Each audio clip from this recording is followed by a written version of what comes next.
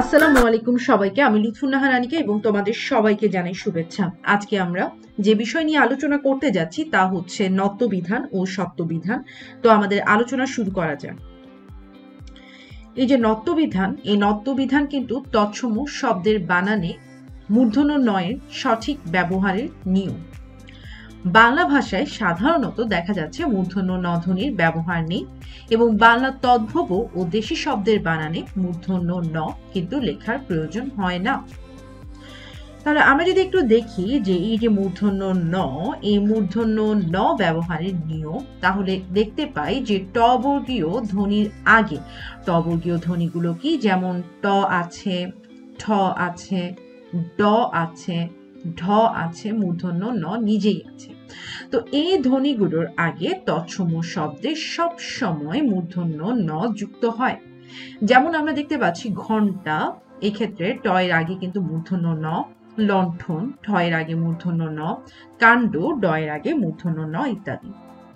আবার যদি আমরা দেখি যে রি, র ও স এর পরে কিন্তু মূর্ধন্য ন হয়, যেমন ঋণ যদি দেখি সেক্ষেত্রে রি এর পরে মূর্ধন্য ন, তৃণ যদি দেখি সেক্ষেত্রে আমরা দেখতে পাচ্ছি রিকার আছে এবং এর পরে কিন্তু মূর্ধন্য ন। বর্ণ, সেক্ষেত্রে কিন্তু রেফ, র এর সংক্ষিপ্ত রূপ দেখতে পাচ্ছি এবং এখানে কিন্তু বর্ণ না, এক্ষেত্রেও কিন্তু আমরা দেখতে পাচ্ছি রেফ। তো আশা করি তোমরা বুঝতে পেরেছো যে কিভাবে মূর্ধন্য নয়ের ব্যবহার হচ্ছে। এখন যেসব শব্দগুলোতে স্বভাবতই মূর্ধন্য ন হয় সেগুলো হচ্ছে চাণক্য। চাণক্য হলেন প্রাচীন ভারতীয় দার্শনিক এবং তিনি ছিলেন সম্রাট চন্দ্রগুপ্তের রাজ উপদেষ্টা। মাণিক্য মানে কিন্তু ধনরত্ন। মাণিক্য মানে কি? মাণিক্য মানে হচ্ছে ধনরত্ন। গণ, এই গণ মানে কি? গণ মানে হচ্ছে সমূহ। বাণিজ্য যদি বলি, আমরা তো বাণিজ্য জানি ব্যবসা। লবণ, অবশ্যই এখানে খাদ্যে ব্যবহৃত এক প্রকার দানাদার পদার্থ। আমরা যদি মন বলি, মন হচ্ছে পরিমাপের একক, যেমন 40 সের সমান 1 মন। আমরা যদি দেখি বেনু, বেনু মানে কিন্তু বাঁশ। বীণা, বীণা হচ্ছে বাদ্যযন্ত্র। কঙ্কন মানে হাতের চুড়ি এবং আমরা যদি এখানে দেখি কণিকা, কণিকা হচ্ছে ক্ষুদ্র অংশ। কল্যাণ মানে তো আমরা জানি ভালো। শোণিত মানে রক্ত। মণি মানে রত্ন। এখানে স্থানু আছে, তো স্থানু কিন্তু আমরা বিশেষণবাচক অর্থ পাই, আবার বিশেষ্যবাচক অর্থ পাই। যেমন স্থানু যদি বিশেষ্যবাচক অর্থ বলি তাহলে সেক্ষেত্রে গাছের গুড়ি বলা চলে, আবার বিশেষণবাচক হিসেবে কিন্তু নিশ্চল বলা চলে। গুণ যদি আমরা দেখি তাহলে গুণ হচ্ছে ধর্ম, মানে কোনো কিছুর ধর্ম। এবং পুণ্য হচ্ছে আমরা জানি সৎকর্ম হিসেবে বুঝিয়ে থাকি, মানে আমরা বুঝে থাকি। আমরা যদি এখানে বেনি দেখি, বেনি মানে হচ্ছে বিনুনি। ফণি মানে সাপ। আমরা যদি অনু দেখি, অনু মানে কিন্তু অতি ক্ষুদ্র। আর বিপণী মানে কিন্তু বিক্রয় কেন্দ্র। গণিকা মানে পতিতা। আশা করি তোমরা বুঝতে পারছো। এখানে আপন মানে কিন্তু দোকান। লাবণ্য মানে সৌন্দর্য বলা যায়। বাণী মানে কথা।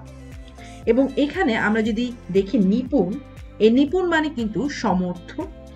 এবং এখানে ভণিতা মানে অনাবশ্যক ভূমিকা। পানি যদি আমরা দেখি, পানি এক্ষেত্রে হাত। গৌণ যদি দেখা যায় অপ্রধান, অর্থাৎ আমরা যেমন বলি মুখ্য গৌণ। কোণ তো আমরা জানি যে দুটি সরল রেখার মিলিত স্থান। ভান মানে ছল বোঝানো হয়। পণ, পণ মানে কিন্তু প্রতিজ্ঞা। এবং এখানে যদি শান বলি তাহলে এটা হচ্ছে অস্ত্রাদিতে ধার দেওয়ার যন্ত্র। চিক্কন মানে সুপারি গাছ। আবার নিক্কন যদি বলি তাহলে সেক্ষেত্রে বীণাধ্বনি। তুন, এটা হচ্ছে তৃণ হবে না, তুন হবে, এখানে জাস্ট দীর্ঘ উকার হবে তুন। এই তুন মানে কিন্তু যাতে বান রাখা হয়। কফনি, এখানে কিন্তু এই কফনি মানে হচ্ছে কনুই। বণিক যদি আমরা দেখি, বণিক হচ্ছে সওদাগর। গুণ, গুণ মানে হচ্ছে গুণন, মানে গুণ করা বোঝায়। গণনা মানে তো সংখ্যা নির্ণয় করা বোঝায়। পিনাক মানে কিন্তু শিবধনু বা ত্রিশূল বলা যায়। আর পণ্য যদি বলি, পণ্য হচ্ছে বিক্রয়যোগ্য দ্রব্য। এবং বাণ যদি বলি সেক্ষেত্রে ধনুক থেকে যে তীক্ষ্ণাগ্র অস্ত্র নিক্ষিপ্ত হয় তাকে বোঝানো হয়ে থাকে। তো আশা করি তোমরা বুঝেছো। প্রত্যেকটাই আমি ডিটেলসে তোমাদেরকে আলোচনা করে দিয়েছি। তো এইটা একটু মনে রাখবে যে সমাসবদ্ধ শব্দে সাধারণত নত বিধান খাটে না, যেমন ত্রিনয়ন, সর্বনাম, দুর্নীতি, দুর্নাম, দুর্নিবার, পরনিন্দা, অগ্রনায়ন, এগুলো সবগুলোই সমাসবদ্ধ শব্দ। অতএব এগুলো একটু মনে রাখার চেষ্টা করবে যে এখানে কিন্তু মূর্ধন্য নয়ের ব্যবহার নেই। আমরা যদি ত বর্গীয় বর্ণের সঙ্গে মূর্ধন্য ন যুক্ত হওয়া দেখি তাহলে সেটা কিন্তু ভুল, কেননা দেখা যায় যে সেখানে কিন্তু দন্ত ন যুক্ত হয়। ত বর্গীয় যেসব ধ্বনি আছে বা বর্ণ আছে, যেমন ত বর্গীয় কি কি, ত আছে, থ আছে, দ আছে, ধ আছে, দন্ত ন নিজেই আছে। তো এখন আমরা যেমন অন্ত দেখছি, এখানে কিন্তু মূর্ধন্য ন নেই, ক্রন্দন দেখছি, দ এর আগে যে ন দেখতে পাচ্ছি এটা কিন্তু মূর্ধন্য ন নয়। গ্রন্থতে আমরা দেখতে পাচ্ছি যে উপরে যেটা নয়ের চিহ্ন দেখতে পাচ্ছি সেটা কিন্তু মূর্ধন্য ন নয়, বরং দন্ত ন। এইবার আমরা সত্য বিধানে চলে আসি। তো তৎসম শব্দের বানানে মূর্ধন্য স এর সঠিক ব্যবহারের নিয়মে কিন্তু সত্য বিধান। ঠিক মূর্ধন্য নয়ের মতো মূর্ধন্য স এরও বাংলা ভাষায় কোনো ব্যবহার নেই, এবং দেখা যাচ্ছে তদ্ভব বলি, দেশি শব্দ বলি, বাংলা শব্দ তো আছে, এর বানানে মূর্ধন্য স লেখার প্রয়োজন হয় না। আর মূর্ধন্য স ব্যবহারের নিয়মটা আমরা জেনে আসি। তো এই নিয়মগুলো কিন্তু মূলত তৎসম শব্দের ক্ষেত্রে প্রযোজ্য। তো অ আ ভিন্ন অন্য স্বরধ্বনি, অর্থাৎ অ আ ছাড়া অন্য স্বরধ্বনি এবং ক ও র এর পরে প্রত্যয়ের দেখা যাচ্ছে দন্ত স যেটা থাকে সেটা মূর্ধন্য স হয়। যেমন ভবিষ্যৎ, এখানে কিন্তু আমরা দেখতে পাচ্ছি যে এখানে কিন্তু আমরা এইভাবে লিখলে কিন্তু ভুল হয়ে যাবে, অর্থাৎ ভবিষ্যৎ যদি আমরা এইভাবে লিখি ভুল হয়ে যাবে, কেননা এখানে আমরা দেখতে পাচ্ছি যে দন্ত স এর আগে কিন্তু ইকার আছে, একটা স্বরধ্বনি আছে ই। তো সেক্ষেত্রে কিন্তু এখানে অর্থাৎ ভবি যদি আমরা বলি ভব যোগ ই, অর্থাৎ সেক্ষেত্রে ই আছে ঠিক স এর আগে। অতএব আমরা কিন্তু এখানে দন্ত স ব্যবহার করব না, আমরা এখানে মূর্ধন্য স ব্যবহার করব। মুমূর্ষুতেও কিন্তু একই, এখানে আমরা কিন্তু দেখতে পাচ্ছি যে অ আ কিন্তু নেই, তো সেই ক্ষেত্রে কিন্তু মূর্ধন্য স ব্যবহার হচ্ছে। চক্ষুষ মানেও একই, এখানে কিন্তু মূর্ধন্য স হবে, দন্ত স হবে না।